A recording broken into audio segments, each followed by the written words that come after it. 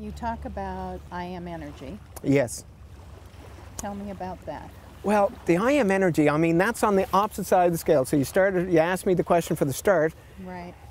But I gotta go to some place when you talk about the I am energy, because I thought it was one thing, and I used to work with people, and my biggest thing was I was helping them go from the negative to the positive. And you know what? Most people were pretty satisfied with going out of that negative place of pain into the positive place of pleasure to the degree. But it wasn't until January 4th, 2010 that I found out that this I am energy is so different than what I thought it was. What it was my daughter she lives on Prince Edward Island on the east coast of Canada, and I live in Vancouver, and she came out for Christmas. And I said, Shell, I got some new stuff, and if you're interested while you're here, I'll take you through it. Dad, can we just get it over with? Like I want to enjoy Christmas. Like, how do we do this? I said, tell you what, here's how we do it. You tell me when you're ready. Just don't leave it the last day. So she's leaving on January 6th. She comes to me on January 4th and said, okay, Dad, I'm ready to do this new work. I said, okay. So anyway, we started to do it. I was guided, or Shelley was guided into a place energetically. And then she said something.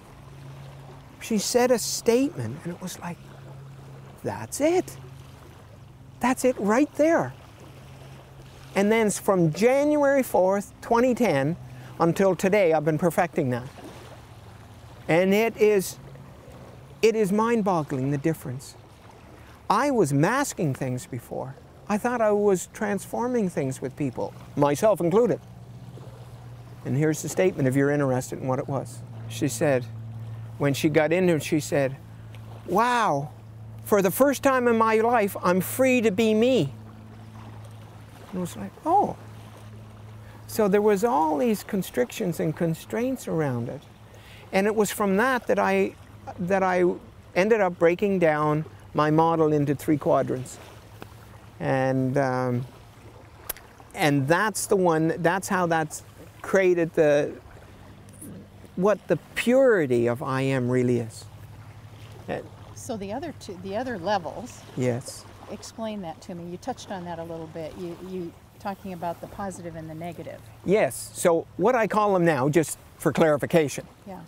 If you make one quadrant down to the left and another quadrant down to the right, the lower human, what I call the one on the left, is the lower human ego negative.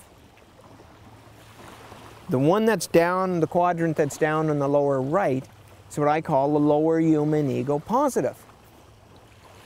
And what I call the one at the top that's above both of those, very much energetically, consciously, the whole thing, is the I am energy. The I am, which is who we really are. And you know what's neat?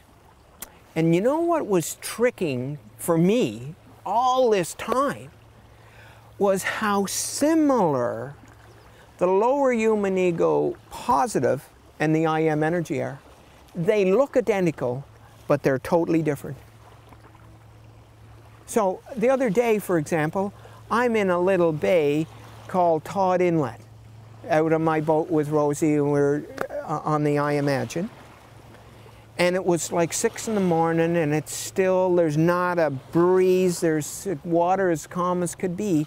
And there was a sailboat with a green bottom on it. And here it was, it looked like there was 2 of them, only one was upside down. Mm-hmm. Well, guess what? The lower human ego positive is the upside down one. It looks identical to the one that's up top, but it's not real. So, like an illusion? It is not like an illusion. It is an illusion. It's a mirage. And people spend so much time either in the lower human ego negative or in the lower human ego positive trying to get someplace, and the lower human ego is laughing all the way to the bank because it's keeping them from being in their I am of who they really are. See, the I am is a knowing. Mm-hmm. And the lower human ego, negative and positive, are beliefs that we have about ourselves, which are all illusions.